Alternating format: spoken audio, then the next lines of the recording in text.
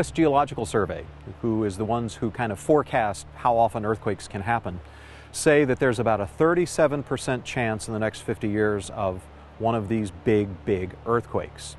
But if you look at the 10,000-year record of how often these earthquakes have happened that we've been able to determine, it looks like on average about once every 250 years. And we know the last one was 310 years ago. So that really suggests that, you know, literally within our lifetimes or our children's lifetimes, we're probably going to get an earthquake larger than California will ever experience. These types of earthquakes, these magnitude 9, what's called subduction zone earthquakes, that occurs 75 miles off our coast, literally rips the seafloor apart as the fault, the earthquake fault, breaks apart.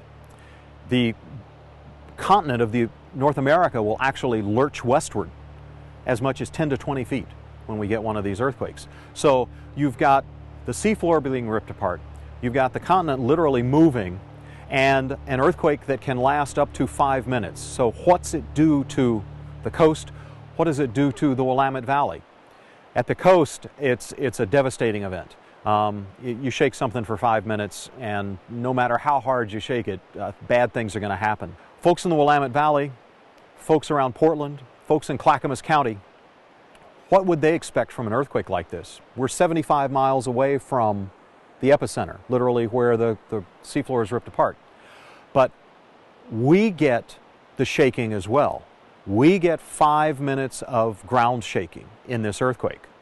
These types of earthquakes with their long period earthquake waves do damage to roads, especially bridges. Long span objects tend to resonate, literally begin dancing with these long period earthquake waves. And so the Fremont Bridge, the Markham Bridge, the Columbia River bridges, they're probably going to suffer significant damage. In fact, you look at the Ross Island Bridge, you look at the Selwood Bridge, the bridge across 205 in Oregon City, the Oregon City West Lynn Bridge. I think you can expect damage. And it's not necessarily the bridge itself that may have the damage happen. It's the entrance ramps, the parts that aren't as well built. So that would be one thing. We certainly think that I-5 corridor that stretches from California up through state of Washington is probably going to not be usable. We don't have I-5 as a lifeline to bring in supplies and people to help us. We can expect the same thing to happen on I-84, so we've lost that transportation corridor as well. Roads and bridges are going to suffer a tremendous amount of damage, and that's really going to isolate us here in the Pacific Northwest. It's going to be tough to get help to us.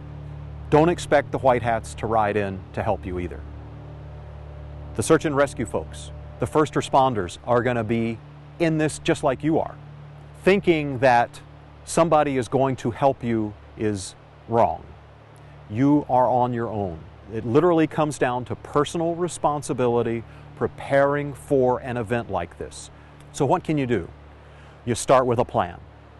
And the Red Cross has plenty of information. Clackamas County has plenty of information. The Sheriff Department has plenty of information. The Oregon Department of Geology, who I work for, has plenty of information on how to get started putting a plan together. You can even take classes.